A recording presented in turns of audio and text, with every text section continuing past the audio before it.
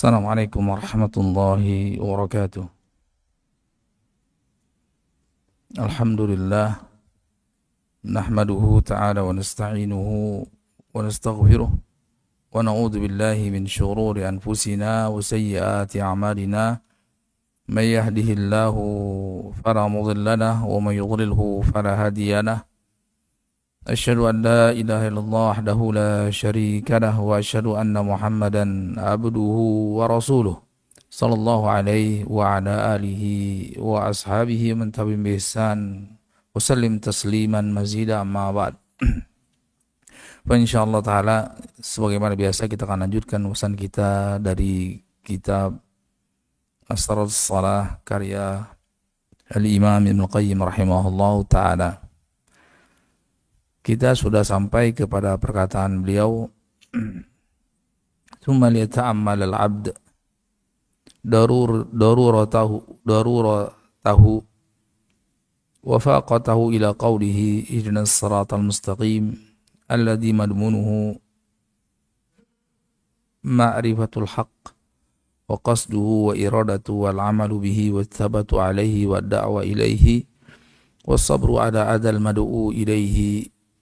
فباستكمال هذه المراتب الخمس يستكمل العبد الهداية وما نقص منها نقص من هدايته. Kemudian cobalah perhatikan bahwasanya seorang hamba itu sangat membutuhkan dan emergensi sifatnya kepada firman Allah SWT, ihdinas siratal mustaqim, yang kandungan daripada ihdinas siratal mustaqim itu mengandung 5 poin. Yang pertama, ma'rifatul haqq. Bagaimana seorang hamba itu bisa mengenali siratal mustaqim, yaitu mengenali al-haq dalam perkataannya, perbuatannya, keyakinannya. Wa qasduhu wa iradatuhu wal 'amalu bihi. Kemudian yang kedua, dia menginginkannya dan mengamalkan al-haq tersebut secara lahir maupun batin. Kemudian yang ketiga, as-sabat alaihi.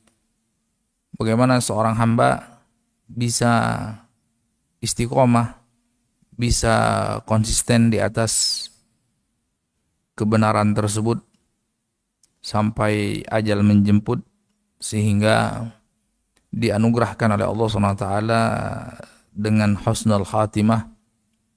Yang keempat, ad-da'wa ilaihi. Yang keempat, mengajak sesama akan perkara tersebut, mengajak kepada al-haq, mengajak untuk mengamalkannya, kemudian mengajak untuk istiqomah di atasnya. Kemudian yang kelima, as-sabru 'alal adza al-madu ilaihi. Kemudian yang kelima, bagaimana seorang hamba bisa sabar atas berbagai macam gangguan-gangguan ketika dia mengajak manusia kepada perkara yang tadi disebutkan. Sehingga fabistiqmali hadil maratib, dengan menyempurnakan 5 maratibil khams, 5 tahapan-tahapan tadi, 5 tahapan tersebut, maka akan semakin sempurna hidayah yang didapatkan oleh seorang hamba. Ya. Dan tatkala berkurang 1 dari 5 tersebut, maka akan berkurang pula hidayahnya. Ya, walamma kana al-'abdu muftakiran ila hadhil hidayati fi zahirihi wa batinihi bal wa fi jami'i ma ya'tihi wa yadharuhu. Dan tatkala seorang hamba itu sangat membutuhkan, sangat fakir kepada 5 hidayah tadi, secara lahir dan batinnya. Bahkan kata beliau, dalam segenap urusannya, apa yang dia hendak kerjakan dan apa yang hendak dia tinggalkan, itu membutuhkan 5 hidayah tadi. Nah, rinciannya di sini disebutkan, rinciannya lebih daripada 5. Yang pertama,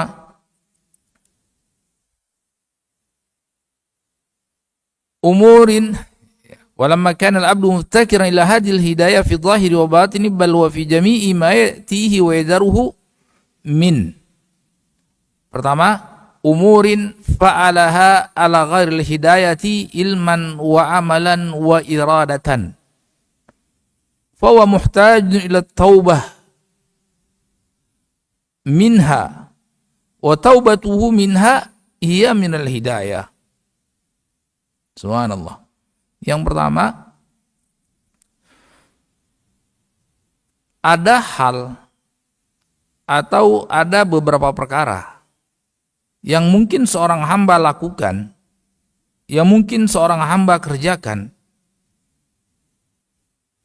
ya, atau dia yakini, tapi tidak sesuai dengan hidayah.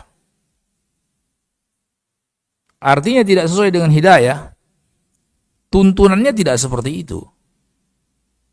Keterangan syariat tidak seperti itu. Keterangan daripada Al-Quran dan Sunnah tidak sesuai dengan apa yang dia yakini, apa yang dia amalkan, ataupun apa yang dia ucapkan. Beda. Iya. Maka bahwa muhtajin ila taubah minha. Maka hamba tersebut membutuhkan taubat. Artinya rujuk dari hal-hal yang selama ini dia yakini, selama ini dia amalkan, selama ini dia ketahui ternyata tidak sesuai dengan tuntunan syariat. Tidak sesuai dengan apa yang Allah kehendaki dan Rasulnya kehendaki. Jadi tidak selaras dengan Al-Quran dan Sunnah. Iya. Seperti itu.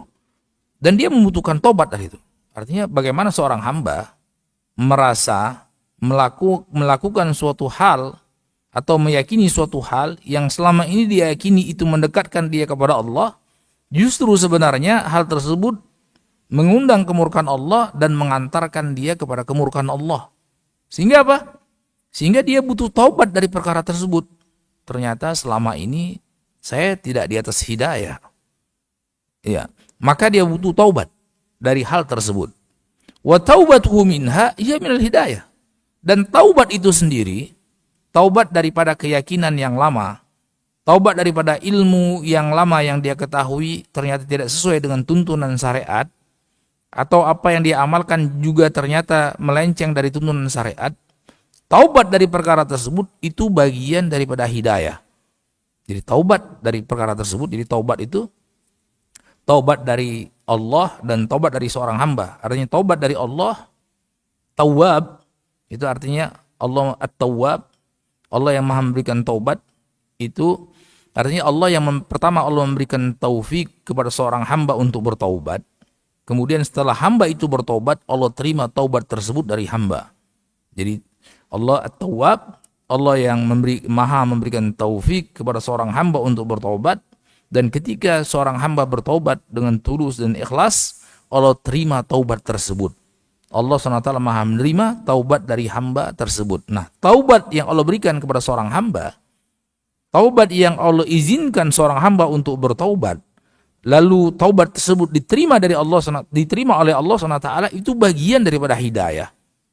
Ya, itu bagian daripada hidayah. Jadi sebelumnya ada hal-hal yang kita perlu bertaubat dari hal-hal yang salah dalam kita meyakininya. Salah pula kita dalam mengamalkannya. Salah pula kita dalam menginginkannya. Ya kan? Jadi pertama keyakinannya sudah salah, ilmunya sudah salah. Kemudian ketika dia menginginkan untuk mengamalkan, iradahnya itu sudah salah. Dan ketika dia mewujudkan amalan tersebut bertambah salah. Ya, berlipat-lipat kesalahan tersebut, dan itu bertentangan atau bertolak belakang dengan yang namanya konsep hidayah. Dan itu pertama-tama seorang hamba membutuhkan taubat dari Allah SWT, membutuhkan taufik dari Allah agar diizinkan untuk bertaubat. Setelah bertaubat, memohon kepada Allah agar taubat tersebut diterima oleh Allah SWT, dijadikan taubat tersebut sebagai taubat nasuha. Itu yang pertama. Yang kedua, wa umurin qad hudiya ila asliha duna tafsiriha fa huwa muhtajun ila hidayati tafasiriha. Ya. Kemudian yang berikutnya, ada hal-hal, ada perkara-perkara yang mungkin saja seorang hamba diberikan hidayah secara global. Iya, secara mujmal. Asalnya ada, secara pokok, secara asal ada. Tapi tidak dengan rincian, tidak dengan detail. Maka dia membutuhkan hidayah terhadap rinciannya seperti apa. Iya, dia membutuhkan hidayah dari Allah SWT, baik yang berkaitan dengan ilmu, iradah, ataupun amal, secara detail dan terperinci. Yang ketiga, wa umurin qad hudiya ilaiha min wajhin duna wajh fa huwa muhtajun ila tamamil hidayah fi kamaliha ala hudal mustaqim, ala hadil mustaqim, wa an yazdada hudan ila hudahu. Kemudian yang ketiga, perkara-perkara yang dia diberikan hidayah kepadanya, tapi bentuknya sebagian tidak mendapatkannya. Maka dia membutuhkan kesempurnaan hidayah tersebut, supaya menjadi sempurna di atas petunjuk yang mustaqim, agar dia mendapatkan hidayah di atas hidayah. Ya kan? Itu sudah jelas, itu pasti setiap hamba merasakan hal tersebut. Tidak mungkin dia mendapatkan semua sisi-sisinya. Pasti ada sebagian yang tidak maksimal, mungkin iradah yang tidak maksimal, amalan yang tidak maksimal, ataupun ilmunya juga tidak utuh, dan lain sebagainya. Kemudian yang ketiga, wa umurin hiya muhtajun fiha ila an yahsula lahu minal hidayah fi mustaqbaliha mithli ma hasala lahu fi madhiha. Yang ketiga, dia membutuhkan perkara-perkara yang dia membutuhkan agar hidayah tersebut datang kepadanya fi mustaqbal, pada masa yang akan datangnya, kalau dia diberikan kesempatan untuk menghirup udara segar. Artinya kalau masih dia diberikan nyawa oleh Allah SWT untuk pekan depannya, atau bulan depannya, atau tahun depannya, atau esok harinya, atau 1 jam yang akan datang, kalau dia masih diberi kesempatan oleh Allah SWT untuk hidup, maka kalau sudah sampai tadi kepada tahap 3 tahapan tadi, dia mendapatkan, dia sudah rujuk, dia sudah taubat, kembali kepada hidayah yang selaras dengan tuntunan Al-Quran dan Sunnah, baik secara ilmu dan keyakinan, baik secara iradah ataupun keinginan ataupun amalan. Kemudian setelah itu dia mendapatkan pokok atau basic daripada hidayah. Kemudian setelah itu dia mendapatkan rincian-rinciannya. Setelah dia mendapatkan rincian daripada hidayah tersebut, dia mendapatkan utuh dari sebagian hidayah yang Allah berikan kepada seorang hamba, sehingga hidayahnya akan bertambah-tambah. Ya, karena yang namanya hidayah itu kan tidak tidak mungkin seorang hamba dari 100 yang Allah berikan rinciannya kemudian dia dapat 100, tidak mungkin. Hidayah yang ada pada Abu Bakar itu tidak seperti yang ada pada Rasulullah, ya kan? Hidayah yang ada pada Rasulullah beda dengan apa yang ada pada Nabi Ibrahim alaihissalam. Hidayah yang demikian juga sahabat-sahabat yang lain. Satu sahabat dengan sahabat yang lain itu berbeda-beda dan itu akan terus bertambah satu sama lainnya. Jadi bagaimana apa yang ada pada Umar, apa yang ada pada Utsman, ada yang tidak flat, tidak sama itu.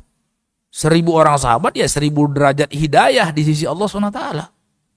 Ya, baik dalam keyakinannya, baik dalam ilmunya, baik dalam iradahnya, baik dalam amalannya, itu berbeda-beda.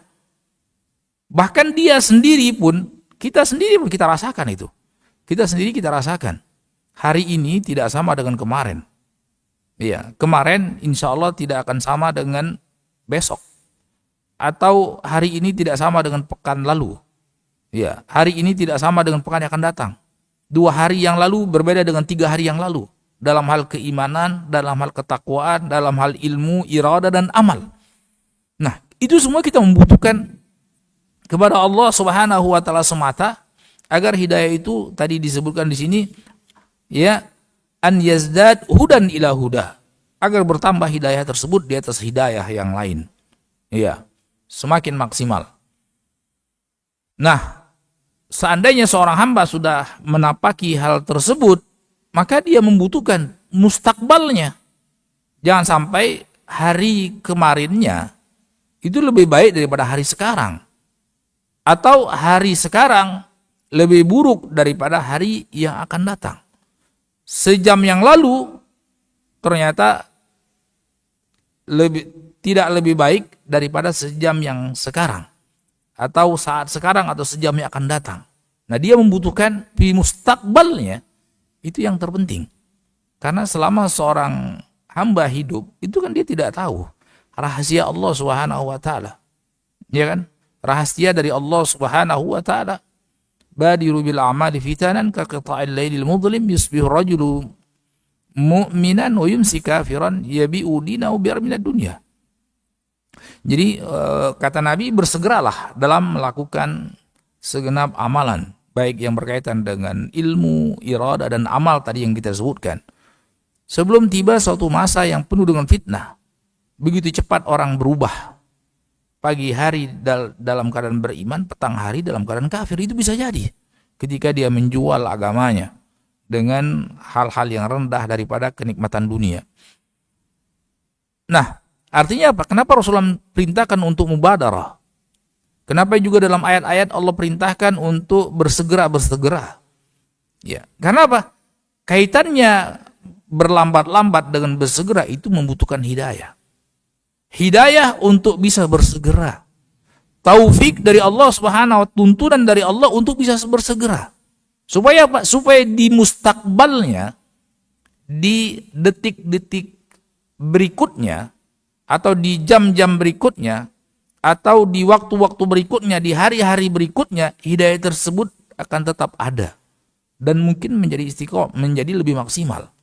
Jadi ketika kita mungkin wallah alam berapa kali sholat subuh yang kita lakukan selama kita hidup, mungkin hidayah di situ beda-beda. Hidayah yang Allah berikan di dalam sholat tersebut itu berbeda-beda. Ya, baik dalam khusyuknya, baik dalam tumakninanya, baik dalam tadabburnya, ya, baik dalam tazallulnya, baik dalam raghbahnya, baik dalam khudu'nya, baik dalam mahabbahnya, baik dalam rojaknya, baik dalam khaufnya, beda-beda. 1000 kali lah kita sholat subuh, mungkin 1000 derajat hidayah di sisi Allah SWT. Nah, bagaimana kita bisa tahu, bisa memastikan bahwasanya hari esok akan lebih baik daripada hari ini, dan seterusnya. Ya kan? Wa umurin wa khalin an i'tiqadin fiha fa muhtajun ila al-hidayah fiha i'tiqadan sahihan. Dan dia membutuhkan dalam banyak hal, dalam banyak perkara, itu kosong daripada keyakinan di situ. Padahal dia membutuhkan hidayah untuk meyakini dengan keyakinan yang benar. Jadi kan basicnya kan awalnya kan keyakinan yang benar terlebih dahulu. Ya, sebelum ada keinginan, sebelum ada amalan, yakini terlebih dahulu. Ya kan? Dan itu kan basic daripada semuanya. Ya. Innamal a'malu binniyat. Amalan itu kan tergantung niatnya. Ya. Dan misalnya apa? Batal semuanya ketika seorang sholat duhur dia yakini tidak wajib. Iya. Dan sebaliknya, ketika dia yakini suatu perkara yang cuma sunnah, dia yakini wajib. Atau sesuatu yang sebenarnya mubah, dia yakini sunnah. Itu kan batal dari asal-asalnya.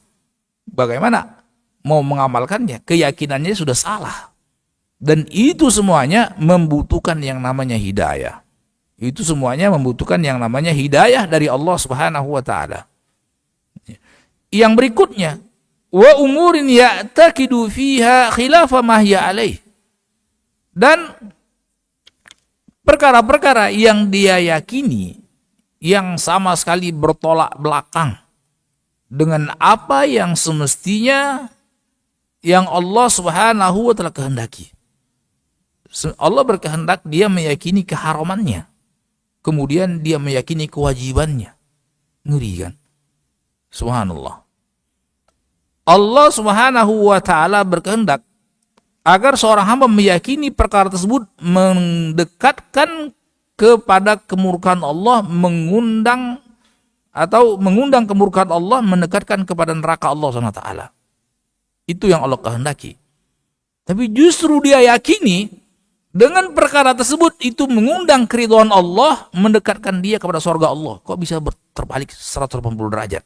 Itu banyak sekali. Iya kan? Itu banyak sekali. Ketika ada sekelompok orang berbuat bid'ah di zaman Abdullah bin Mas'ud radhiyallahu taala anhu, ditegur oleh Abdullah bin Mas'ud radhiyallahu taala anhu ketika dia melakukan ritual-ritual ibadah yang tidak sesuai dengan sunnah Rasulullah sallallahu alaihi wasallam. Ya. Apa kata Abdullah bin Mas'ud? Hadihi thiyabu Rasulillah sallallahu alaihi wasallam lam tubla wa aniyatuhum lam tuksar. Faqad ahdatstum fi dinillahi ma ahdatstum. Ya. Di situ dia katakan urahum sayahlikun. Ya. Apa kata Ibnu Mas'ud? Ini loh, baju-baju Rasulullah SAW itu masih layak pakai, belum usang tuh. Kemudian cangkir, piring, bejana dan lain sebagainya belum pada pecah, masih bisa kita pakai. Artinya kita masih bisa minum dari piring Rasulullah, cangkir Rasulullah, makan dari piring Rasulullah dan sebagainya. Ya, dan kalian berbuat hal-hal yang baru yang diada-adakan. Dan aku kira kalian akan binasa. Kalian akan celaka. Lalu sebagian mereka ada yang berkata, ya Abu Abdurrahman, ma nuridu idal khair. Wahai Abdurrahman, maksud kami kan baik. Kami kan pingin kebaikan dengan ritual-ritual yang kami buat-buat tersebut. Kami pingin kebaikan. Apa kata beliau? Wa kam min muridin lil khair dan yusibah. Betapa banyak orang yang kepingin baik tapi nggak sampai-sampai. Iya kan? Nah, dia punya keyakinan hal tersebut bisa mengundang keridhaan Allah, bisa mendekatkan kepada surganya Allah SWT.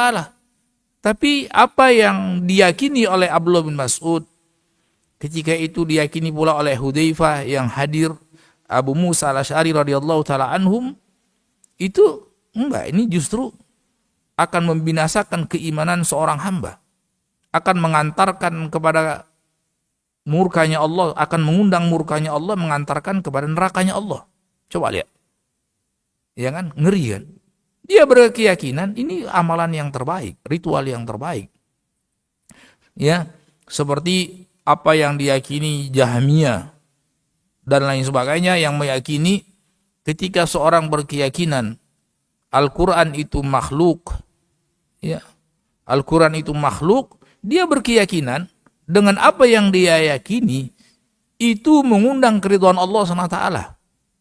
Ya, sementara ulama Ahlussunnah wal Jamaah berkeyakinan siapa yang mengatakan Al-Quran itu makhluk, mengundang kemurkaan Allah, mengantarkan kepada nerakanya Allah SWT. Dan ulama sepakat bahwasanya mengatakan Al-Quran itu makhluk, itu kafir. Ini coba lihat, kok bisa gitu? Ya, hidayah pada satu sisi, sementara mereka pada sisi yang lain. Ini dan itu banyak. Ya, hadits wala haraj, artinya banyak sekali kalau kita kasih contoh nggak habis-habis itu. Ya. Dan seperti satu lagi, misalnya apa? Misalnya apa yang diyakini sebagian orang, ya, tawassul kepada orang-orang yang mati memohon syafaat kepada orang-orang yang sudah meninggal, itu mendekatkan kita kepada Allah SWT. Ya, mendekatkan kita kepada Allah SWT. Padahal keterangan dari Al-Quran, keterangan dari sunnah Rasulullah, keterangan dari para sahabat, keterangan dari para ulama Ahlussunnah wal Jamaah itu justru mengundang kemurkaan Allah SWT. Ya, di dalam Al-Quran Allah SWT sebutkan, wa ya'buduna min dunillah ma la yadurruhum wa la yanfa'uhum wa yaquluna haula'i syufa'auna indallah qul atunabbi'una Allah bima la ya'lamu fis samawati wal fil ardi subhanahu wa ta'ala musyrikun. Coba lihat. Orang-orang yang menyembah atau beribadah kepada selain Allah, Allah sudah kasih ponis di awal ayat, mereka itu sebenarnya menyembah selain Allah. Mereka itu sebenarnya beribadah kepada selain Allah. Walaupun mereka namakan ini minta syafaat.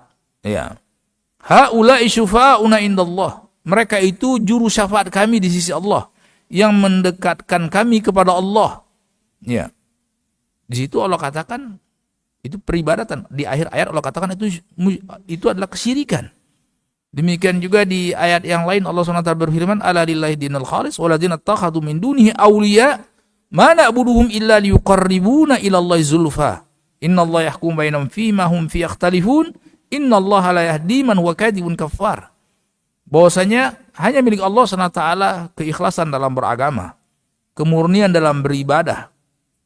Adapun orang-orang yang menjadikan selain Allah SWT aulia, wali-wali, ya, mana buruhum, kami tidak menyembah mereka kecuali dalam rangka mendekatkan kami kepada Allah sedekat-dekatnya. Coba lihat.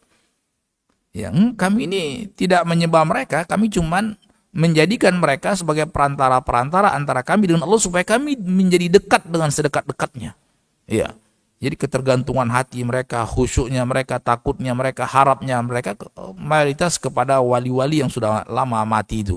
Semakin lama matinya semakin sakti mandraguna dan lain sebagainya itu. Ya. Lalu Allah SWT berfirman, ya, mana budum illa ma ala lillahi dinul khalis waladzina takhadu min dunihi awliya mana budum illa liqarribuna ila Allahi zulfa, supaya kami itu semakin dekat dengan Allah sedekat-dekatnya. Innallaha yahkum bainahum fima yakhtalifun innallaha yahdi man huwa kadhibun kafar. Coba lihat, Allah sekali-sekali tidak akan memberikan hidayah kepada orang yang pendusta dan sangat amat kafir. Jadi argumen seperti itu adalah argumen yang dibangun di atas kedustaan. Dusta itu. Ya, bagaimana Allah SWT katakan itu kekufuran, loh kalian katakan ini justru tawasulan. Ya. Allah katakan ini adalah peribadatan kalian kepada selain Allah, loh justru kalian katakan ini syafaatan. Ya kan? Mendekatkan diri kepada Allah SWT. Padahal itu semuanya, apa namanya kalau Allah katakan itu kedustaan dan kekufuran, itu kan mengundang kemurkaan Allah. Waliyadzubillah. Nah ini, yang seperti ini, akhwan fiddin, akhwat fillah, jamaah yang Allah SWT, itu tidak ada lain dan tidak bukan, semuanya membutuhkan hidayah. Dan jangan dianggap enteng itu.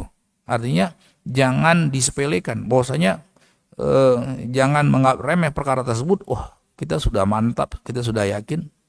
Jangan.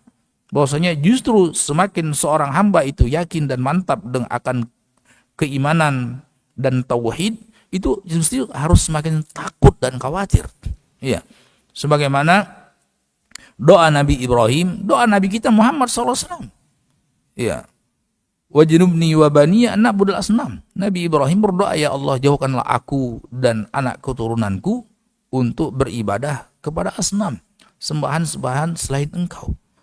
Ya, faman ya'man ba'da Ibrahim. Siapa yang berhak merasa aman setelah Nabi Ibrahim tidak merasa aman? Ya kan? Nah ini, makanya kata ulama, la yakhaf anan nifaq fa munafik. La yakhaf anan nifaq fa munafik. Tidaklah seorang hamba merasa aman daripada kemunafikan, maka dikhawatirkan dia adalah orang yang terjatuh ke dalam kemunafikan, waliyadzubillah. Maka di sini dengan rasa harap dan rasa takut kepada Allah Subhanahu wa taala, kita harus memohon kepada Allah hidayah, poin yang ini dan poin yang sebelumnya.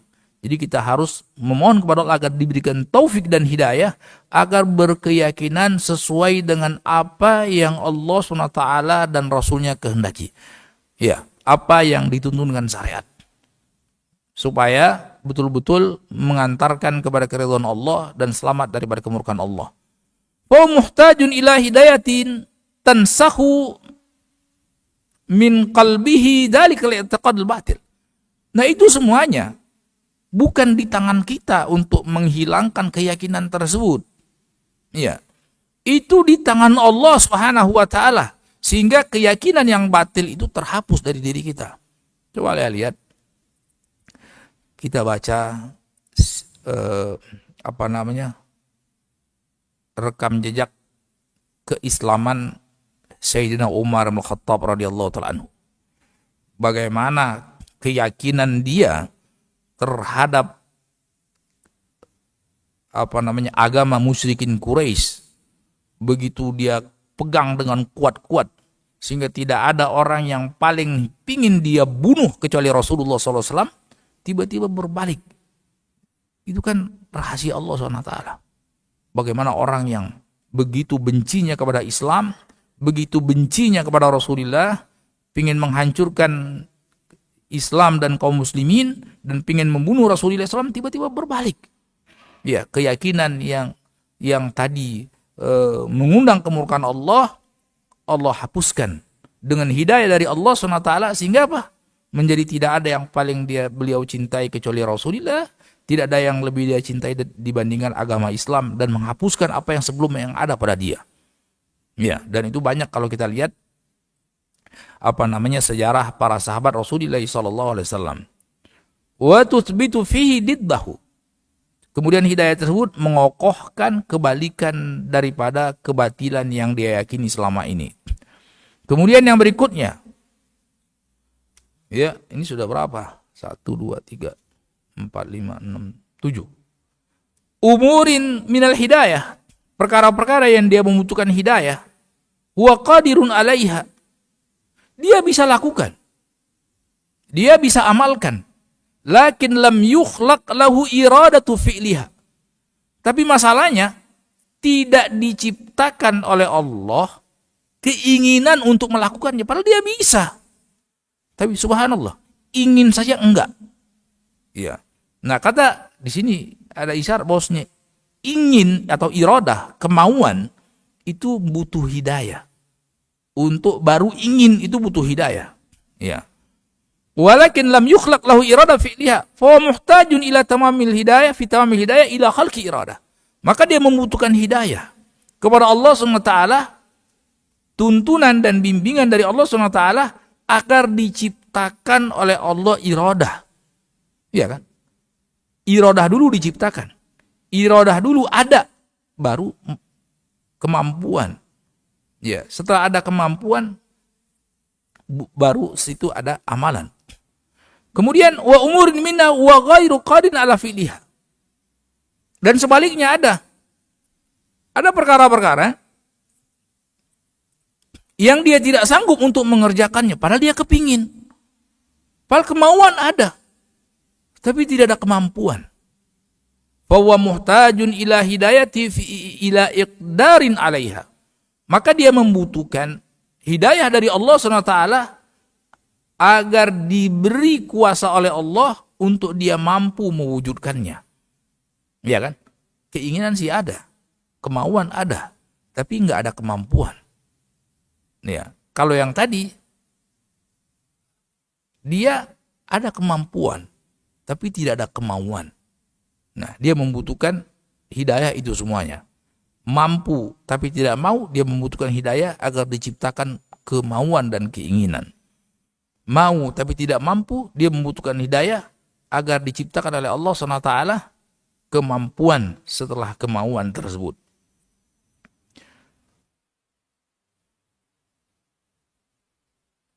Wa umurin minha huwa ghairu qarin 'alaiha wa lam murin lah. Dan ada sebagian hal, sebagian perkara itu dia tidak mampu melakukannya dan tidak pula kepingin.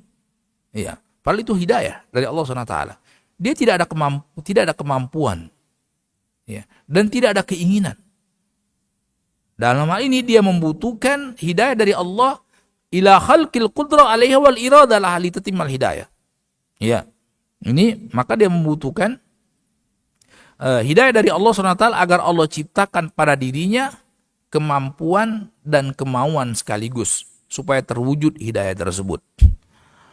Kemudian wa umurin wa qaimun biha ala wajhi hidayah i'tiqadan wa iradatan wa ilman wa amalan wa muhtajun ila tabati 'alaiha wa istidamatiha. Ya. Dan ini ada satu hal. Ya kan? Dalam kita memohon hidayah itu kan berarti sangat komprehensif berarti. Kita membutuhkan hidayah yang berkaitan dengan keyakinan. Kita membutuhkan hidayah yang berkaitan dengan ilmu. Kita membutuhkan keyakinan yang berkaitan dengan, kita membutuhkan hidayah dari Allah SWT yang berkaitan dengan iradah, keinginan. Kita membutuhkan hidayah kepada Allah SWT yang berkaitan dengan kemampuan. Kita membutuhkan hidayah kepada Allah Subhanahu wa Ta'ala yang berkaitan dengan amalan dan seterusnya. Berarti kan komprehensif semuanya. Itu tidak bisa dipecah-pecah. Semuanya harus mencakup itu. Ya. Nah, ada hal dalam satu poin misalnya. Dalam satu poin. Ya kan? Dalam satu poin dia telah mewujudkan hidayah, pertama-tama harus dilandasi dengan ilmu dan keyakinan. Ya, dia yakini hal tersebut. Kemudian ada keinginan. Kemudian ada ilmunya di situ, kemudian ada amalannya. Berarti kan lengkap itu. Dalam satu poin. Maka dia membutuhkan at-tabat 'alaiha. Dia membutuhkan keistiqomahan di situ. Dia membutuhkan konsistensi di situ. Terus menerus istiqomah. Fakanat hajatu ila su'al hidayah a'dhamul hajat. Dari sinilah kebutuhan kita kepada permintaan hidayah itu adalah kebutuhan yang paling penting dalam kehidupan seorang hamba. Enggak ada kebutuhan yang lebih penting daripada ini. Jadi ini di atas sandang pangan papan. Ya. Wa faqatu ilaiha asyaddal faqat. Dan ketergantungan terhadap perkara tersebut itu adalah ketergantungan yang paling prinsip. Walihada farada alaihi Rabbur Rahim hada su'al 'ala al-'abidi kulla yawmin wa lailatin fi afdali ahwalihi. Ya, wa hiya salawatul khams marrat mutaaddidatin li shiddati daruratihi wa faqati ila hadal matlub. Demikian urgennya perkara ini sampai-sampai Allah wajibkan, Allah Ar-Rabbur Rahim, Tuhan semesta alam yang maha pengasih lagi maha penyayang, Allah wajibkan untuk meminta, agar seorang hamba meminta kepada Allah Subhanahu wa Ta'ala. Allah wajibkan, jadi wajib gitu. Ya, jadi tidak ada doa yang Allah wajibkan kecuali doa ini. Ihdinas siratal mustaqim. Coba cari. Yang lain paling top cuma sunnah. Tapi ihdinas siratal mustaqim, minta hidayah kepada Allah SWT, ini hukumnya wajib dan hukumnya rukun. Tidak sah sholat seorang hamba bahkan tanpa membacanya. Setiap hari, ya, dalam siang maupun malam. Fi afdali ahwalihi. Ya, dalam posisi keadaan yang paling mulia dan paling dicintai Allah, yaitu dalam sholat. Ya kan? Nggak ada posisi, satu kondisi keadaan yang lebih dicintai Allah SWT dari seorang hamba dibandingkan dia berdiri sholat menghadap Allah SWT. Coba cari posisi yang lain. Nggak ada. Ya kan? Tidak ada yang lebih mulia, posisi yang paling mulia, atau keadaan yang paling mulia, keadaan yang paling dicintai Allah dibandingkan ketika seorang hamba sedang sholat. Ya. Mulai dari takbiratul ihram sampai salam, nggak ada itu. Ya. Seperti itu. Kemudian itu pun berulang-ulang. Lisiddati daruratihi wa faqatihi. Dikarenakan betapa fakirnya, betapa emergensinya, betapa urgensinya kebutuhan tersebut ya, kepada Allah Subhanahu wa taala. Butuh sekali kita hidayah Allah Subhanahu wa taala.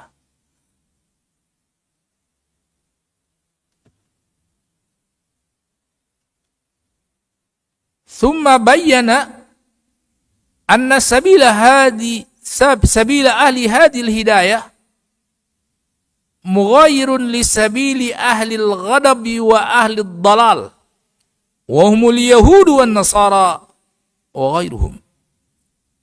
Kemudian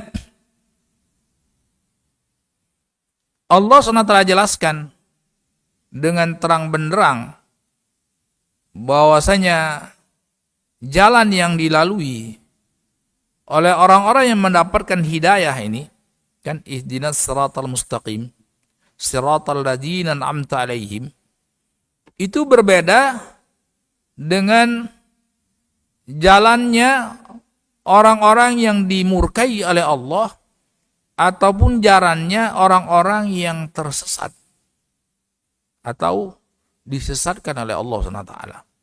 Ya kan? Man yahdillah fala mudhillalah wa man yudlil fala hadiyalah. Siapa orang yang Allah berikan hidayah, tidak akan ada yang sanggup menyesatkannya. Barang siapa yang Allah sesatkan, maka tidak akan ada yang sanggup memberikan hidayah kepadanya. Karena hidayah di tangan Allah SWT. Wa humul yahudu wan nasara wa ghairuhum. Mereka adalah orang-orang Yahudi, orang-orang Nasara, dan yang semisalnya, yang lain-lain. Fanqasamal khalqu idzan ila thalathati aqsamin bin nisbah ila hadil hidayah. Dari sini maka manusia dan jin itu terbagi menjadi 3 macam. Ditinjau, dilihat dari sisi hidayah tersebut. Yang pertama, mun'amun alaihi. Orang yang pertama, orang yang mendapat nikmat yang hakiki, nikmat yang sebenarnya. Ya, mun'amun alim, orang yang mendapat nikmat. Siratal ladzina an'amta alaihim. Kan tadi kan ihdinas siratal mustaqim, ya Allah berilah kami hidayah kepada jalan yang lurus. Tadi kan sudah kita bahas secara panjang lebar dari Imam Ibnu Qayyim rahimahullah taala rincian-rincian hidayah tadi. Kenapa harus harus selalu meminta hidayah kepada Allah Subhanahu wa taala. Jadi tadi kan ternyata tidak simpel ya. Tidak simpel karena disebutkan oleh Ibnu Qayyim rahimahullah dalam sebagian kitabnya yang lain. Ada orang yang sebagian ulama ahli tafsir juga yang memberikan irad, artinya semacam barangkali ada yang bertanya, kok kita diwajibkan untuk meminta hidayah setiap kali kita sholat, bahkan setiap rakaat dengan membaca ihdinas siratal mustaqim. Ya. Terus jawabannya begitu simpel dan itu tidak beliau ridhai. Jawabannya ya karena kita membutuhkan tabat, membutuhkan keistiqomahan ya di atas hidayah tersebut. Nah, kalau kita kupas sebagaimana yang telah yang telah kita bahas tadi, itu kan ada tahapan-tahapannya. Tahapan yang disebut itu kan cuma tahapan yang terakhir. Ya kan tadi 1, 2, 3, 4, 5, 6, 7, 8, 9, 10. Itu tahapan langsung, tahapan ke-10. Bagaimana mungkin mau naik ke lantai ke-10 tidak lalui lantai yang pertama? Ya kan, harus lalui itu. Nah ini kok sudah langsung pada titik akhir. Artinya bahwasanya hidayah tersebut butuh tahapan-tahapan. Sampai ngambil kesimpulan butuh istidamah dan istiqomah dan tabat. Itu kan terakhir. Nah, jemaah yang dimuliakan Allah Subhanahu wa taala. Jadi manusia dilihat dari sisi ini, dilihat dari sisi sejauh mana dia mendapatkan hidayah dari Allah Subhanahu wa taala. Itu terbagi menjadi 3. Yang pertama, mun'amun alaihi. Adalah orang yang mendapatkan nikmat dari Allah Subhanahu wa taala. Ya. Bihusuliha, dengan mendapatkannya. Wastimraruha bihusuliha wastimrariha wa haddi mila mun'am alaihim bihasbi haddi min tafasili wa aqsamiha. Nah ini dia. Dia mendapatkannya dan terus-menerus di atasnya, dan bagiannya dari orang yang mendapat nikmat dari Allah SWT itu tergantung bagiannya dari rincian-rincian dan macam-macamnya. Iya kan? Makanya level manusia di sorga itu kan gamblang sekali. Nggak, hanya Allah yang tahu tuh. Iya kan? Misalnya satu cabang hidayah, yaitu hidayah kepada jihad. Jihad itu Rasulullah SAW sebutkan, innallaha adda lil mujahidin bisabilillah mi'ata darajah. Allah persiapkan bagi orang-orang yang berjihad di jalan Allah SWT itu 100 derajat. Itu baru dari salah satu cabang hidayah, jihad. Hidayah kepada itu 100 derajat sudah. Belum lagi hidayah sedekah, hidayah salat, hidayah istighfar, hidayah mahabbah dan seterusnya. Iya kan? Itu hanya Allah SWT yang tahu rinciannya. Makanya di sini orang yang mendapatkan hidayah itu tidak satu level. Tidak satu tingkat. Orang yang mendapatkan nikmat dari Allah SWT, jadi nikmat yang Allah berikan kepada Abu Bakar itu beda dengan nikmat yang Allah berikan kepada Umar. Nikmat yang Allah berikan kepada Umar juga beda pula dari yang Allah berikan kepada Utsman, kepada Ali dan seterusnya. Artinya tentu nikmat yang Allah berikan kepada Abu Bakar lebih sempurna dibandingkan nikmat yang Allah berikan kepada Umar. Demikian juga kepada Utsman dan seterusnya. Nah itu sejauh mana? Sejauh mana dia bihasabi haddihi min tafasiliha wa aqsamiha. Itu sejauh mana dia mendapatkan bagian daripada hidayah tersebut. Sejauh mana dia mendapatkan bagian daripada kenikmatan tersebut yang ada pada sosok-sosok yang Allah SWT berikan nikmat. Nikmat di sini namanya nikmat hidayah. Siratal ladzina an'amta 'alaihim, ya kan? Ihdinas siratal mustaqim, siratal ladzina an'amta 'alaihim. Ya Allah, berilah kami hidayah kepada jalan yang lurus. Ya. Ihdinas siratal mustaqim, siratal ladzina an'amta 'alaihim. Kemudian Allah perjelas, Allah kasih sifat. Jalan lurus itu jalan orang-orang yang mendapat nikmat dari Allah SWT. Siratal ladzina an'amta 'alaihim. Kemudian ghairil maghdubi 'alaihim, bukan jalan orang-orang yang tersesat, jalan orang-orang yang dimurkai Allah, bukan pula jalan orang-orang yang tersesat. Waddal, kemudian kelompok yang kedua itu orang yang tersesat. Lam yu'ta hadil hidayah walam yuwaffaq laha. Adalah orang yang tidak diberi hidayah oleh Allah SWT dan tidak diberikan taufik untuk mendapatkan hidayah. Ya, ini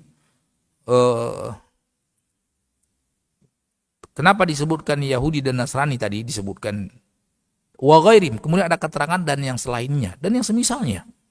Dan yang semisalnya. Memang hadis menyebutkan al-maghdubi alaihim al-yahud, ad-dhalin itu Nasara. Ya. Tapi makna yang terkandung pada kenapa orang Yahudi dimurkai, kenapa orang Nasara tersesat, itu yang paling penting untuk dijadikan pelajaran. Makanya disebutkan oleh ulama, man fasada min ulama'ina fa fi syabahun bil yahud wa man fasada min ubadina fi syabahun bin nasara. Barang siapa yang dari kalangan ulama kaum muslimin, dia menyerupai rusak dalam ilmu dan keyakinannya, maka di situ ada keserupaan dengan Yahudi. Dan barang siapa yang rusak daripada ahli ibadah ya yang menisbatkan kepada Islam, maka di situ ada keserupaan dengan Nasara. Makanya saya katakan wa ghairihim wa ghairuhum. Kemudian yang ketiga, maghdubun alaihi, orang yang dimurkai oleh Allah SWT. Ya. Arafaha walam yuwaffaq lil amali bimujibiha. Maghdubi alaihim, orang yang dimurkai Allah. Kalau tadi kan sama sekali tidak tahu, artinya atau tidak mau tahu. Lebih tepatnya mungkin tidak mau tahu. Ya. Jadi orang-orang kafir itu kan ada yang tahu tapi tidak peduli dengan pengetahuannya, seperti Yahudi, ya kan? Ada orang yang tidak tahu karena dia tidak mau tahu, karena dia tidak mau cari tahu. Ya udah, ini hada ma alaihi aba'ana. Ini ya udah, apa yang kami dapati dari nenek moyang kami, ya udah ini seperti ini. Atau apa yang kami dapati dari orang sekitar kami, umumnya orang seperti apa, ya udah kami seperti ini. Jadi tidak mau tahu dia. Nah itu sama saja. Nah, maghdubun alaihi itu dia tahu kebenaran, dia tahu hidayah. Ya.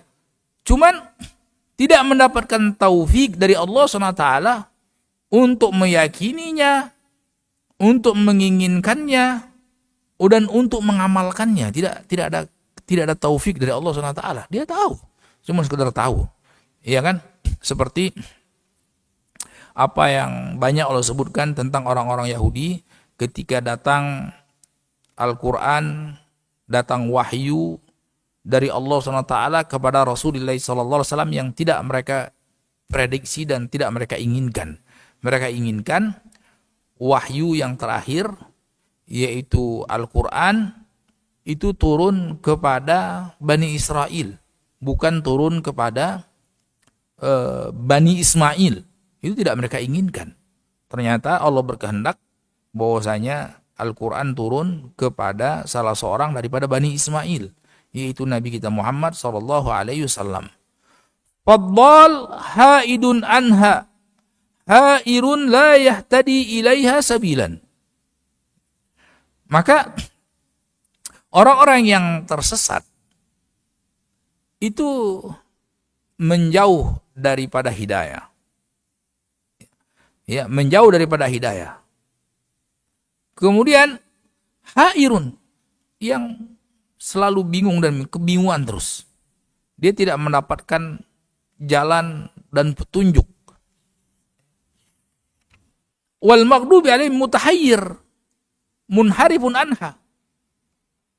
Kalau orang yang dimurkai itu orang yang bingung, yang berpaling darinya. Karena linhirafi anil haq ba'da ma'rifati bihi ma'ilmihi biha. Karena dia berpaling daripada kebenaran setelah dia tahu itu kebenaran. Padahal dia tahu. Ya, dia tahu itu hidayah di situ. Fal awwal al-mun'amu alaihi qa'imun bil huda wa dinil haqqi ilman wa amalan wa i'tiqadan. Maka orang yang pertama, orang yang mendapatkan nikmat dari Allah, itu orang yang berada di atas hidayah, yang berpegang di atas hidayah, berpegang dengan agama yang benar, peribadatan yang benar, baik secara ilmu dan keyakinan, serta amalan, ilmu, amalan, dan keyakinan. Ya. Waddal aksuhu munsalikhun minhu ilman wa amalan. Dan orang yang tersesat itu kebalikannya. Ya. Berpaling daripada ilmu dan amal. Sudahlah tidak berilmu, ya, kemudian amalnya berpaling, jadi semuanya serba kontra. Serba kontra. Wal maghdubi alaihi la yarfa' fiha ra'san. arifun bihi ilman munsalikhun amalan wallahul muwaffiq lis-shawab. Ya. Orang yang dimurkai Allah, al-maghdubi alaihim, itu dia tidak peduli. Subhanallah. Dia tidak peduli, padahal dia tahu yang benar yang mana, ilmu yang mana, tapi jauh daripada amalan, jauh daripada keinginan, keyakinan dan amalan seperti itu. Wallahu muwaffiq lis-shawab. Dan sampai sekarang masih seperti itu.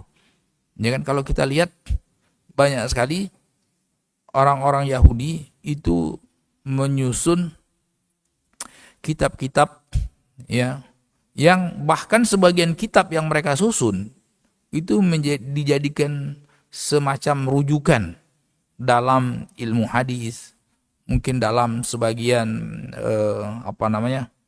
ilmu bahasa dan sebagainya. Sampai sekarang kan masih ada sekolah-sekolah, kuliah-kuliah orientalis, orang-orang Yahudi yang buat bagaimana mereka belajar tafsir, bagaimana mereka belajar hadis, sampai detail masalah ilal, masalah tarajim ruwah, subhanallah, belajar usul fikih dan lain sebagainya, jauh lebih mendalam dari kebanyakan kaum muslimin.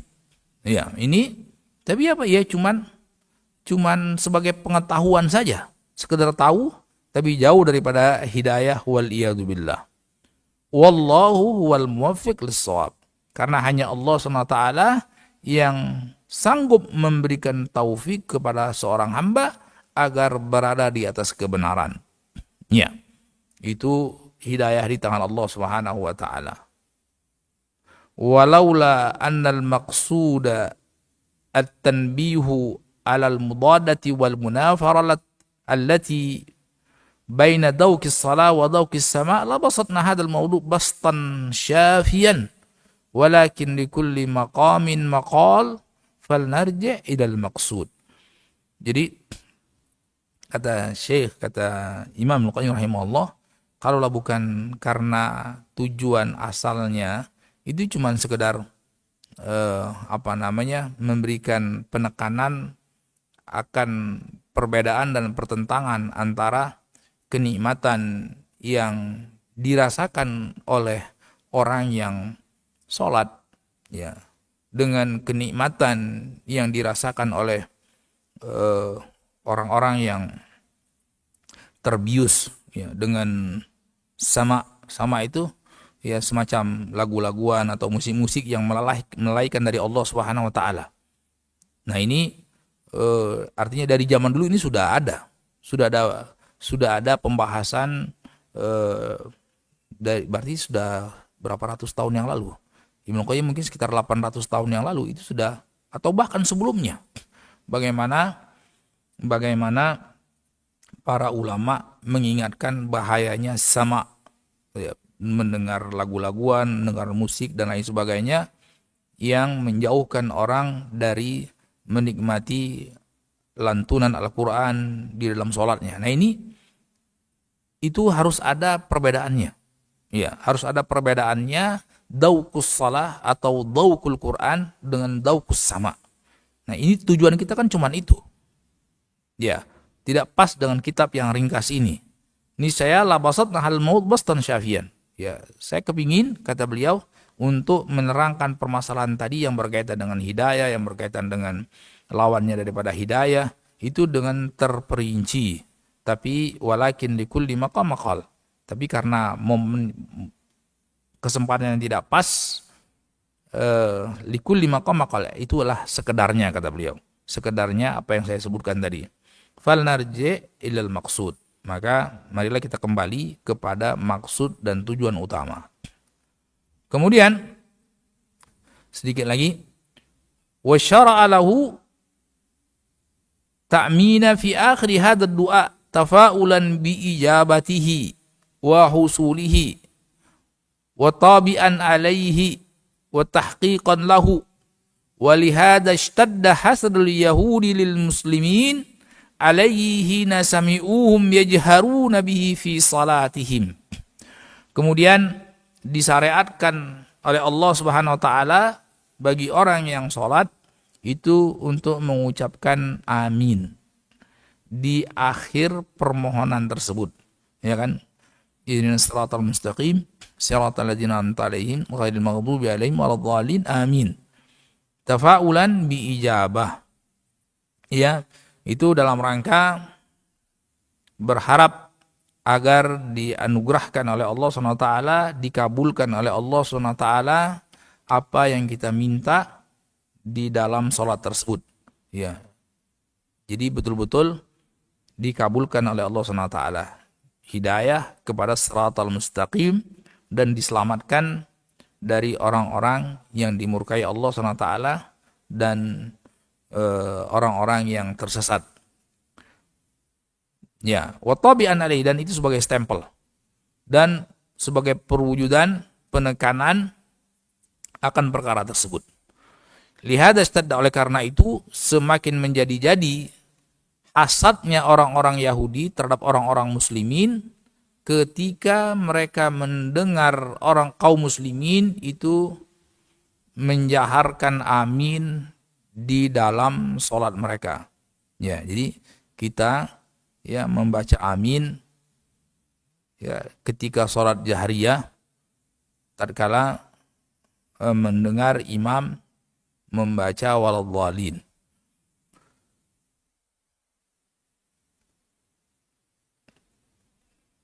Ya, mungkin materinya kita cukup sampai sini. Barangkali ada pertanyaan, tafadhol. Karena pembahasan yang berikutnya itu sudah selesai, sudah berpindah pembahasan kaitannya dengan ruku dan seterusnya. Jadi kaitannya dengan fawaid-fawaid yang kita bisa dapatkan daripada peribadatan-peribadatan yang berkaitan dengan Al-Fatihah itu sudah selesai, alhamdulillah. Tinggal nanti pada pertemuan yang berikutnya yang berkaitan dengan ruku dan seterusnya. Jadi asrar yang berikutnya, rahasia-rahasia yang berikutnya, faedah-faedah yang berikutnya daripada ruku dan rukun-rukun yang lainnya. Wabillahi taufik. Wassallallahu nabiyina Muhammad wa ala alihi wa ashabihi wasallam. Alhamdulillah alamin. Barangkali ada pertanyaan, tafadhol.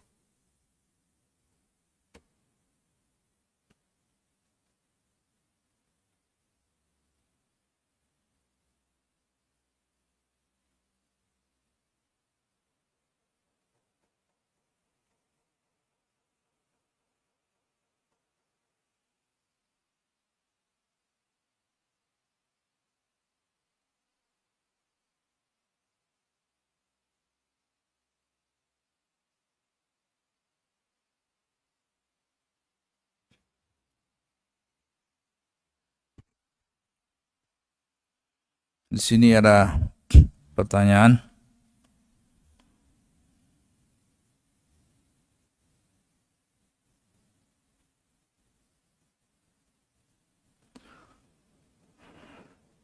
Assalamualaikum warahmatullahi wabarakatuh. Waalaikumsalam warahmatullahi.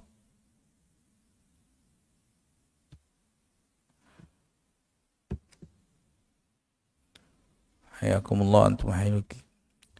Bagaimana kita memperbesar porsi hidayah dalam diri kita supaya Allah memberikan lebih banyak kalau sudah jatuh pada berbagai dosa meski sepertinya kecil tapi karena berkepanjangan membuat hamba putus asa untuk taubat dan kembali menggapai kembali hidayah yang lebih baik di masa lampau. Jazakumullah antum jazakumullah. Iya. Sebenarnya kalau kita ulangi kembali apa yang tadi kita bahas itu sudah terjawab semuanya. Ya. Nah, di sini cuman ada hal yang berkaitan dengan dosa-dosa kecil yang dilakukan terus-menerus. Nah, ini perlu dikasih penekanan karena disebutkan bahwasanya la kabira mal istighfar wala saghira mal israr.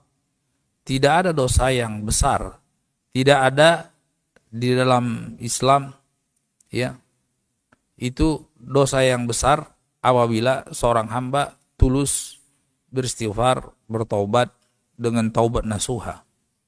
Kemudian sebaliknya wala saghira mal israr. Tidak ada dosa yang kategorinya dosa kecil kalau dilakukan terus-menerus. Ya kan? Eh, Nah, artinya sebesar apapun dosa seorang hamba, kalau dia bertaubat, maka nggak ada, hilang dia. Hilang. Bahkan eh, apa namanya, bisa jadi menjadi sebab naiknya derajat keimanan dan derajat hidayah di sisi Allah SWT. Ya kan? Karena di balik hikmah dosa yang dilakukan oleh seorang hamba, kemudian dia bertaubat, di situ ada atadzallu lillahi subhanahu wa ta'ala sebagai salah satu asas untuk beribadah kepada Allah subhanahu wa ta'ala. Karena kan basicnya ibadah itu kan atadzallu lillah dengan ghayatul dzulli dengan ghayatul mahabbah. Nah, ghayatul dzulli artinya bagi dua bagian kan. Ibadah itu kan dua bagian. Satu bagian memaksimalkan cinta kepada Allah SWT dengan melihat dan merasakan berbagai nikmat yang Allah berikan kepada kita secara lahir dan batin. Satu sisi yang lain, itu selalu merasa rendah dan hina di hadapan Allah SWT. Dan itulah kenapa Allah SWT dengan hikmahnya jatuhkan seorang hamba ke dalam dosa, agar dia sadar dia itu manusia. Dia manusia yang tidak luput dari kesalahan, ya, tidak luput dari dosa, agar sadar bahwasanya dia itu pendosa dan tukang salah. Ya, sebagaimana Rasulullah SAW bersabda, tabiat manusia itu kullu bani Adam khata' wa khalaqtaina tawwabun, seluruh anak Adam itu pendosa dan sebaik-baik pendosa adalah orang-orang yang selalu bertaubat kepada Allah Subhanahu wa taala. Ya. Nah, sisi yang lain tadi kata ulama, ya, wala saghira mal israr, dan tidak ada dosa kecil kalau dia lakukan terus-menerus. Ya. Alam tara annal jabal minal hasa. Ya kan? Coba lihat. Gunung yang besar itu kan kumpulan dari pasir-pasir, pasir kecil. Tapi kalau sudah berkumpul-kumpul jadi gunung dia. Ya kan? Seperti itu. Nah, di sini ya maksimalkan dalam memohon hidayah kepada Allah, memohon taufik kepada Allah Subhanahu wa taala agar diberikan taufik dan hidayahnya untuk menyesali dan merasa besar terhadap dosa-dosa kecil yang mungkin dilakukan tersebut, ya, dengan taubat nasuha. Dan jangan putus asa, ya, jangan sekali-sekali berputus asa, ya. Ya ayyuhalladzina, Allah Subhanahu wa taala sebutkan, qul ibadiyalladzina asrafu ala anfusihim la taqnatu min rahmatillah innallaha yaghfirudz dzunuba jami'an. Allah Subhanahu wa taala mengampuni semua dosa. Dosa besar, dosa kecil, semuanya diampuni oleh Allah Subhanahu wa taala selama terpenuhi persyaratan-persyaratannya. Bismillah, Ustaz, bolehkah berkorban dengan berhutang? Seperti mau beli korban, berhutang dan lain, dan bolehkah DP dulu untuk korbannya? Bolehkah membeli hewan korban tapi penjual korbannya tidak ada timbangannya, jadi hanya kira-kira saja berapa kilogram berat hewannya? Ya, di sini ada beberapa pertanyaan. Pertanyaan pertama, bolehkah berkorban dengan berhutang? Jawabannya boleh-boleh saja. Ya, jawabannya boleh-boleh saja selama tidak memberatkan.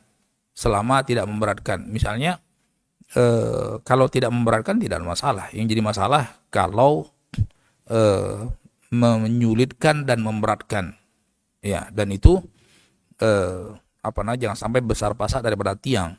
Nah, ini tidak dituntunkan oleh syariat kalau sampai berhutang demi berkorban sehingga memberatkan. Tapi kalau tidak memberatkan, artinya hampir bisa dipastikan, ya, 2 atau 3 hari lagi kita dapat uang 50 miliar, ya, apa beratnya untuk berkorban 2-3 sapi misalnya, seperti itu. Tapi kalau belum tentu 2 tahun lagi kita bisa bayar 1 ekor kambing, ini cari penyakit namanya. Kemudian pertanyaan yang ketiga, bolehkah DP dulu untuk korbannya? Boleh saja.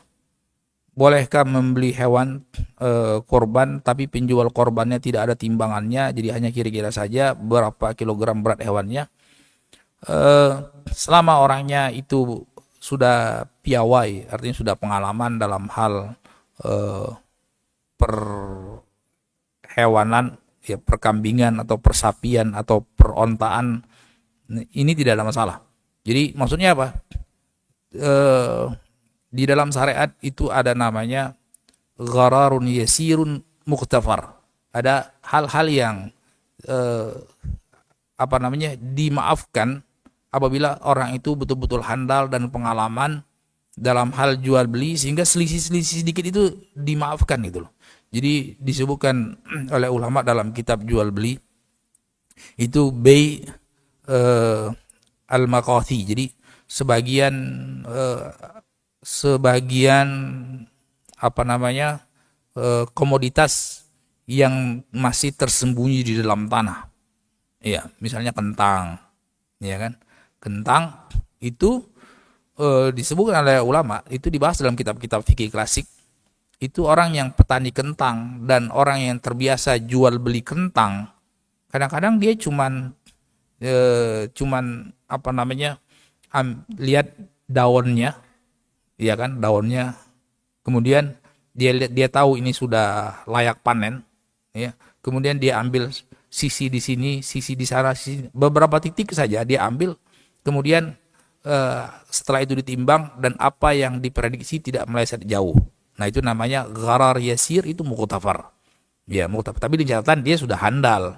Nah di sini kalau kita yakin sama si apa namanya si penjual, memang dia biasa dengan eh, apa namanya eh, peternakan dan lain sebagainya, hewan dan sebagainya, dia tahu ini selisihnya ya sedikit-sedikit 2-3 kilo dan sebagainya, paling cuma selisihnya karena dia baru makan atau karena dia baru buang air, karena dia baru kencing dan lain sebagainya, makanya seperti itu tidak ada masalah. Kecuali kalau orang yang tidak pernah main atau tidak pengalaman sehingga selisihnya signifikan, nah ini itu bisa menjadi gharar yang tidak muqtafar. Assalamualaikum warahmatullahi wabarakatuh. Assalamualaikum. Izin bertanya, bolehkah kita melaknat orang-orang Zionis dan orang-orang kafir? Sudah sangat jelas kezalimannya, namun mereka masih hidup saat seperti kepada Netanyahu, Donald Trump dan sekutu-sekutu mereka. Jazakallahu khairan wa antum jazakallahu khairan. Dibahas oleh ulama, laknul muayyan itu tidak boleh. Laknul muayyan, melaknat individu spesifik tertentu, si fulan, seperti yang disebut ini, tidak boleh. Tidak boleh. Karena kita tidak tahu. Siapa tahu nanti di akhir hayatnya justru dia yang dapat rahmat, kita malah yang terlaknat. Kan kita tahu. Selama masih hayat di kandung badan, segala sesuatu bisa terjadi.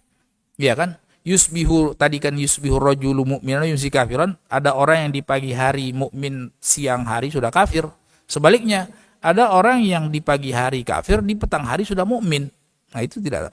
Nah, tapi kalau melaknat secara umum, la'anallahu al-kafirin, al-zalimin, itu ada. Tapi kalau melaknat secara khusus, itu tidak boleh. Kecuali orang yang sudah dilaknat ya oleh Allah dan Rasulnya. Abu Lahab, Abu Jahal dan seterusnya itu. Fir'aun.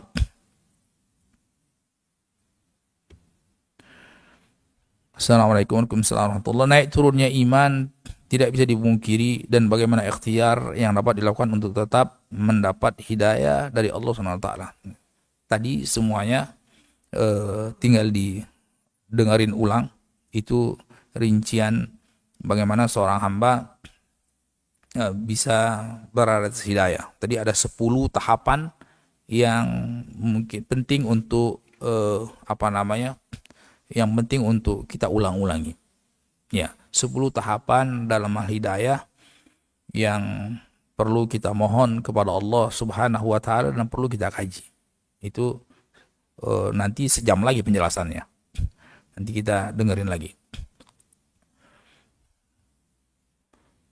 Kemudian Assalamualaikum warahmatullahi wabarakatuh. Usaha apa yang bisa kita lakukan supaya Allah menghasilkan hidayah kepada kita? Tadi sama. 10 poin tadi kita kuasai. 10 poin tadi kita ulangi ya, apa namanya, kita kalau yang sempat ditulis dibaca ulang, Kalau enggak diulangi kajiannya. Ada 10 poin tadi. Tahapan-tahapan dalam hal hidayah. Jadi agar semakin sempurna hidayah ada pada seorang hamba. Karena penjelasannya 1 jam tadi. Ya masa kita harus jelaskan sejam lagi. Assalamualaikum warahmatullahi wabarakatuh. Bagaimana orang-orang yang tinggal terpencil di hutan sehingga mereka belum tidak mendapatkan informasi sehingga hidayah tidak sampai kepada mereka, termasuk golongan manakah mereka? Ya, kalau betul-betul dia terisolir sama sekali, tidak pernah dengar dunia luar, yaitu maka mereka masuk ke dalam hampir seperti ashabul fatrah, sampai seperti ashabul fatrah nanti ketika orang yang belum sampai kepadanya petunjuk dari Allah SWT. Allah SWT berfirman, "Wa ma kunna mu'adzibina hatta nab'atha rasula." Tidak mungkin kami akan mengazab suatu kaum sampai mengutus rasul. Artinya apa? Sampai keterangan padanya. Allah SWT berfirman, "Wa man yushakkikir rasula min ba'di ma tabayyana lahul huda wa yattabi' ghayra sabilil mu'minin wallahi ma tawalla nuslihi jahannam wa sa'at masira." Di ayat tersebut juga Allah sebutkan barang siapa memilih jalan Rasul mimba di matabayan, setelah jelas baginya petunjuk, hidayah, keterangan dari Allah dan Rasulnya. Nah kalau tidak berarti ya belum. Nah terus bagaimana nanti di hari kiamat? Nah itu Allah punya kuasa. Allah punya kuasa, Allah ikhtibar namanya. Diikhtibar oleh Allah Subhanahu wa ta'ala. Jadi bukan orang yang tidak tahu sama sekali. Kalau itu ada pembahasan sendiri, sama seperti ashabul fatrah atau orang yang Allah lahirkan dalam keadaan keterbelakangan mental, ya ahmak. Jadi ini nanti ada ikhtibar dari Allah Subhanahu wa taala. Rasulullah sallallahu alaihi wasallam bersabda, "Rufi'al aqlam an thalatha, anin naim hatta yastayqid, anil majnun hatta yufiq, ya anis sabi hatta yablugh." Di situ tidak ada hukuman dari Allah Subhanahu wa taala dari 3 jenis manusia, di antaranya orang yang gila sampai dia diberikan kewarasan atau kesehatan oleh Allah Subhanahu wa taala. Ya, jadi akal itu mana tuh taklif. Jadi orang yang berakal disitulah ada beban syariat. Ya, selama artinya akal dan pengetahuan. Ya, akal dan pengetahuan. Rabbana la tu'akhidna in nasina aw akhtana. Jadi di situ ada keterangan bahwasanya Allah akan memaafkan kita apabila kita lupa atau kita salah, tidak sengaja. Nah, kata ulama mimba bin aula tidak tahu, ya, bukan tidak mau tahu ya. Jadi ada orang, ya saya tidak tahu. Ya, kamu tidak mau tahu, kamu hidup di tengah-tengah kaum muslimin, ya, setiap hari dengar azan, internet banyak, kemudian tidak mau. La talait, ya, wala la darait wala talait. Ya kan? Jadi engkau tidak mau baca atau nggak mau dengar, ya kan? Nggak mau peduli, nah itu tidak termasuk dalam permasalahan tersebut. Kemudian di sini disebutkan ketika masbuk salat jamaah, imam sudah selesai baca Al-Fatihah, apakah masbuk wajib melesaikan Al-Fatihahnya? Kalau tidak signifikan, ya selesaikan saja. Ya. Maksudnya jangan sampai lewat satu rukun. Ya, jangan sampai lewat satu rukun, selesaikan. Kaitan dengan penjagaan hidayah dari Allah, apakah ketika kita menyekolahkan anak di sekolah yang bukan sekolah sunnah, karena kebutuhan tumbuh kembang dan akademis anak qadar Allah belum terpenuhi di sekolah sunnah, kita bisa tetap mengupayakan anak terjaga hidayahnya dalam kaitan kita tetap tumbuh dalam ketaatan tauhid terjaga dan lain-lain. Jadi artinya usaha kita untuk menjaga hidayah dari Allah kepada orang-orang yang kita cintai, termasuk di sini anak, itu kan bukan cuma sekedar kalau sudah titipkan di sekolah sunnah sudah selamat gitu. Iya kan? Ya enggak gitu juga. Artinya tetap ada kewajiban kita untuk berdiskusi, untuk berkomunikasi. Jadi tidak lepas. Jadi kalau sudah masukin pesantren, seolah-olah sudah terlepas belenggu dari diri kita, kewajiban kita, sehingga kita aman, tidak nanti diminta pertanggungjawaban. Enggak. Sebaliknya juga mungkin karena ada seperti disebutkan di sini ada alasan, karena kebutuhan tumbuh kembang dan akademis seperti itu, artinya itu bisa jadi alasan syar'i, uzur syar'i kenapa tidak memasukkannya ke situ dalam kaitan tersebut. Tapi tetap artinya dialog dan seterusnya, komunikasi itu penting. Komunikasi penting. Kita tidak tahu di sekolah sunnah itu temannya siapa. Iya kan? Kan tidak sedikit kejadian-kejadian yang tidak mengenakan yang terjadi di sekolah-sekolah sunnah sekalipun. Jadi bukan satu jaminan, tapi ya paling tidak itu sudah tanda-tanda kebaikan. Tapi tidak dilepas begitu saja. Tetap harus ada komunikasi, terus ada dialog dan seterusnya. Agar anak-anak itu akan bercerita. Ya, jangan sampai dia lebih percaya kepada teman-teman sekolahnya dibandingkan kita. Nah, ini sangat berbahaya sekali. Assalamualaikum warahmatullahi wabarakatuh. Sedekah mana yang lebih utama, kepada saudara yang janda atau anak yatim, atau sedekah ke masjid? Ya. Kalau saudara yang janda, apalagi sepertinya konteks pertanyaannya yang membutuhkan ya, yang miskin ya tentu lebih baik. Jadi kepada kerabat itu tentu lebih baik dapat 2 pahala. Pertama pahala sedekah, yang kedua pahala silaturahim. Pahala silaturahim itu akan dapat 2 pahala. Kecuali kalau misalnya saudaranya tidak terlalu membutuhkan, lebih berkecukupan, sementara mungkin anak yatim dan lain sebagainya lebih membutuhkan. Nah ini lihat situasi dan kondisi, tapi asalnya seperti yang kita sebutkan tadi. Apa boleh dicontohkan untuk hidayah yang orden ke-10? Contohnya seperti apa, Ustaz? Iya. Iya. Hidayah yang ke-10 artinya kan bukan satu orang ke keseluruhan, bukan. Jadi tidak adalah orang yang sempurna, itu tidak ada. Kan Nabi sudah katakan kullu bani Adam khata'. Setiap anak Adam itu pendosa. Pendosa itu kan jauh daripada hidayah artinya. Tapi Allah berikan tuntunan wa khairul khata'ina tawwabun, untuk selalu bertobat kepada Allah Subhanahu wa taala. Tapi di sini ya ada perkara-perkara, atau mungkin ada beberapa perkara, 1-2 perkara. 1-2 perkara. Misalnya apa? Kaitannya misalnya salat saja. Salat itu kan dimulai dari salam, dimulai dari takbir, itu diakhiri dengan salam. Diakhiri dengan salam. Nah, hidayah dari salat itu bisa dari sebelum, pas salat, setelah selesai salat. Itu membutuhkan hidayah. Misalnya apa? Butuh hidayah ketika salat misalnya di awal waktu. Ya, karena ada orang tidak diberi hidayah oleh Allah SWT untuk sholat di awal waktu. Akhirnya dia akhirkan.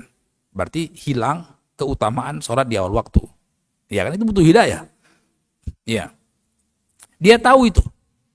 Ada yang tidak tahu. Nah, kemudian ada yang tahu tapi dia akhirkan.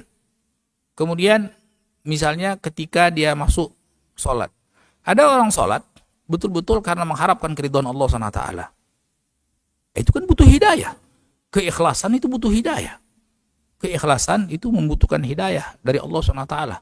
Dan seberapa jauhnya keikhlasan itu butuh hidayah kepada Allah SWT. Kemudian setelah itu dia takbir. Kemudian takbirnya Allahu Akbar. Betul-betul tidak dia merasakan kebesaran Allah. Dia merasakan keagungan Allah. Dia merasa dirinya kecil. Dia merasa dirinya hina. Tidak ada apa-apanya. Tidak ada kepemilikan di hadapan Allah SWT, tidak berguna di hadapan Allah SWT. Kan beda-beda itu. Iya kan? Beda-beda. Kemudian ketika dia ta'awud, itu butuh hidayah, dan itu rinciannya. Dan satu kita tadi sholat subuh, dengan sholat subuh yang kemarin itu udah beda-beda. Nah ini, itu maksudnya. Nah itu baru sholat kan panjang sekali dari sampai salam tuh. Terus seperti itu. Sejauh mana menghadirkan hati, sejauh mana menghadirkan kebesaran Allah, sejauh mana mewujudkan raja, sejauh mana mewujudkan mahabbah, sejauh mana mewujudkan raghbah, inabah, khusyuk dan seterusnya, tadarru, tadallul, mahabbah. Itu kan panjang ceritanya. Seperti itu. Atau yang lebih simpel. Yang lebih simpel ketika kita mengucapkan astaghfirullah. Iya kan? Ketika kita mengucapkan astaghfirullah. Itu benar-benar tidak. Astaghfirullah. Itu betul-betul dengan ketulusan. Betul-betul dengan panggilan hati. Atau cuma dengan lisan. Nah, makanya sebagian ulama salaf berkata, istighfaruna yahtaj ila istighfar. Sebagian istighfar kita butuh istighfar. Paham nggak? Jadi istighfar kita itu butuh istighfar. Karena kita nggak benar-benar beristighfarnya. Jadi kita tuh butuh istighfar terhadap istighfar kita yang nggak benar itu. Istighfar kita yang nggak becus, cuma sekedar di lisan. Kita butuh istighfar, ya Allah, aku beristighfar atas istighfarku yang ala kadarnya atau yang asal-asalan gitu. Iya kan? Paham? Artinya itu baru istighfar. Seberapa dan 1000 istighfar yang kita ucapkan mungkin 1000 hidayah dari Allah, 1000 derajat hidayah dari Allah SWT kepada kita. Nah itu, seperti itu. Itu misalnya simpelnya seperti itu.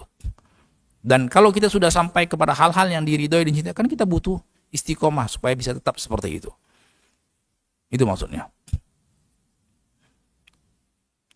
Apakah boleh dalam satu keluarga patungan buat beli hewan kurban satu kambing? Barakallahu fikum. Iya, boleh. Ya, sebagaimana hadis yang banyak menyebutkan itu karena dia satu sumber. Ya, satu sumber, satu keluarga itu ya maksudnya satu rumah yang mereka makan bareng ma'isyahnya, nafkahnya bareng satu rumah itu. Bukan satu keluarga di situ ada 5 orang yang penghasilannya beda-beda dan itu bukan. Jadi satu keluarga, mungkin ada ayah, ada ibu, ada anak, ya sumbernya satu, makannya satu, nafkahnya satu, nah itu boleh. Terus harus juga bisa dibedakan antara, sebagai tambahan, antara tasyrik dengan istirak. Tasyrik itu fil ajr, ya, meniatkan untuk menyertakan pahala. Itu tidak ada batasannya. Dan ini yang sering rancu. Berbeda dengan istirak. Istirak itu istihqaq fil lahm. Jadi keberhakan dalam kepemilikan daging. Ya, keberhakan dalam kepemilikan daging itu ada batasannya. Jadi kalau sapi cuma 7, kalau onta 7, kalau kambing 1.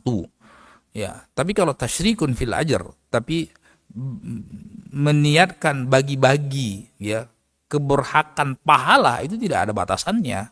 Ya, tidak ada batasannya, dia bisa niatkan bisa 30, 40 dan seterusnya, sebagaimana Rasulullah SAW ketika berkorban, Allahumma taqabbal minni, ya ini terima dari aku, Allahumma minni wa min ummati liman lam yudhi, dan dari umatku yang mereka tidak sempat berkorban. Umat Rasulullah berapa?